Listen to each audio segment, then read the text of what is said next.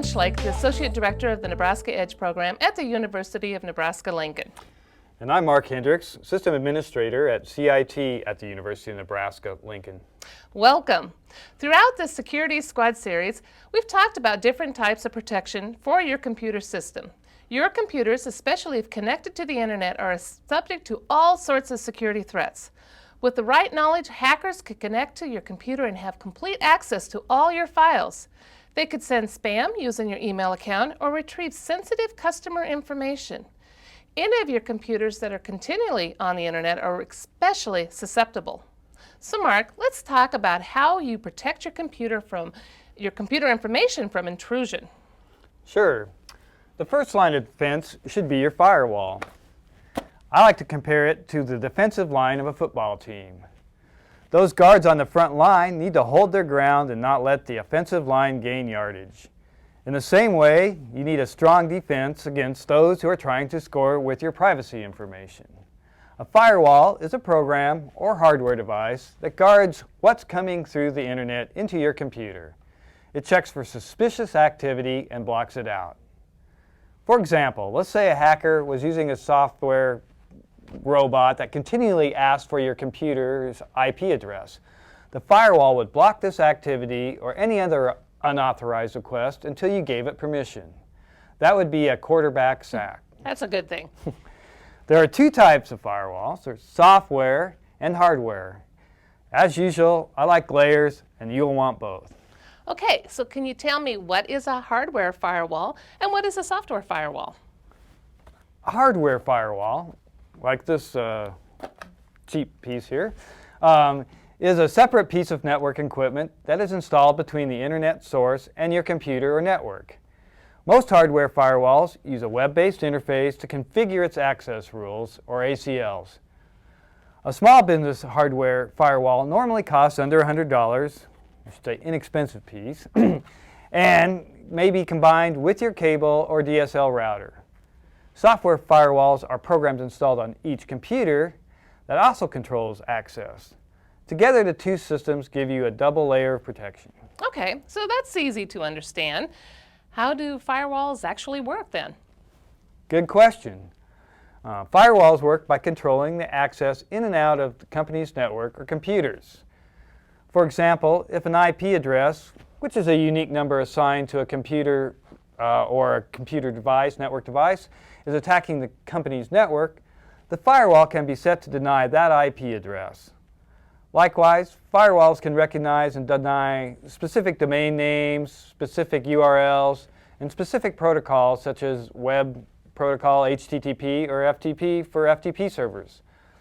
If a company allows employees to access the internet, the firewall should be open to port 80 for outgoing traffic. If the company wants to block any FTP servers, port 21 should be blocked for incoming traffic. As you can see, a firewall gives a company tremendous control over how people use the network. It controls how they access websites and whether files are allowed to leave the company over the network. I can see where firewalls would be another good line of defense for the company. Now the next question is, how do we install these firewalls? Well, you'll be reassured to know that most computer operating systems now come complete with their own software firewall. That's a good thing. Yes. The Windows firewall is enabled by default from the factory, but you will want to check to make sure. If you have a computer running Windows, go to the Start, go to the Control Panel, and then click on the Security Center icon. You will see a window that tells you whether the firewall is on or off. This is the built-in software firewall. And that's just like what we have on the screen right now where it shows that it's actually on. Yes. Actually, there are many software programs that connect to the internet that will require changes in firewall permission settings. For example, you will need to give permission for the music player software, Real Player to download music through the firewall, etc., etc. Lots of tasks. Often the software will set this up for you automatically. Okay. iTunes is one software that will set up its own permissions automatically. Well, that's good because I use iTunes. Yes, and it runs on some common ports too.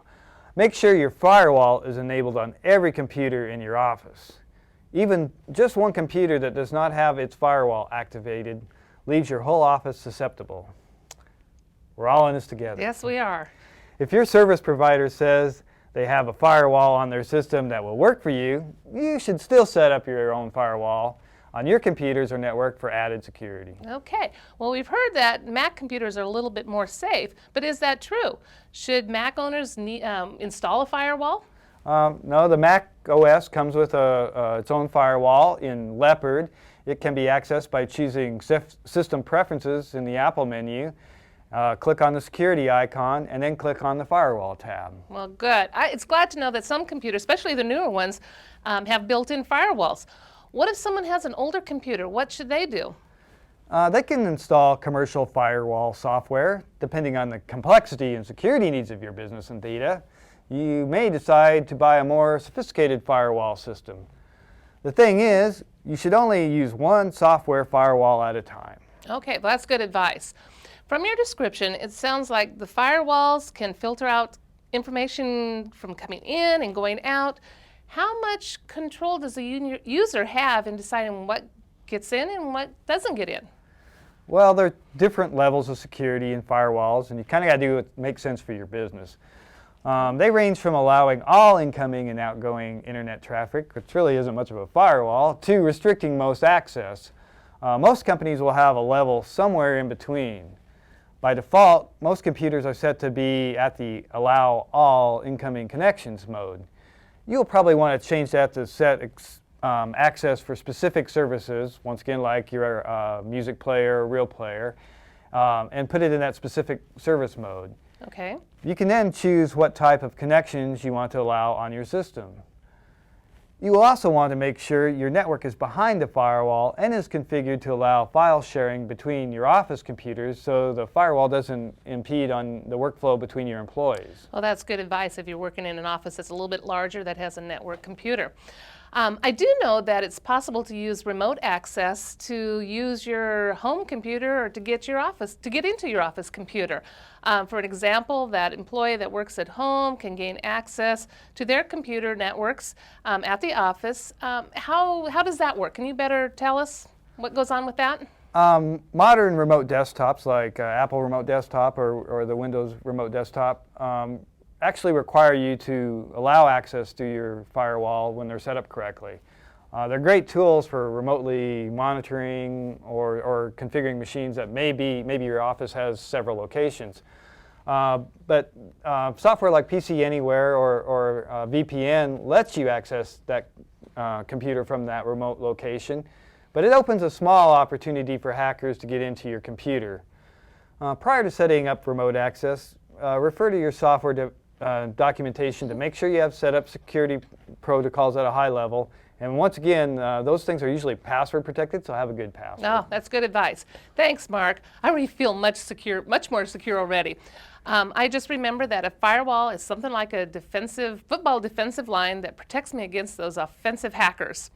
Now, to add up your own defensive line, go to the security plan on this website, complete the firewall section, and set up your own firewalls. This is your security squad signing off. Remember, don't gamble with your business. Keep your data safe and secure.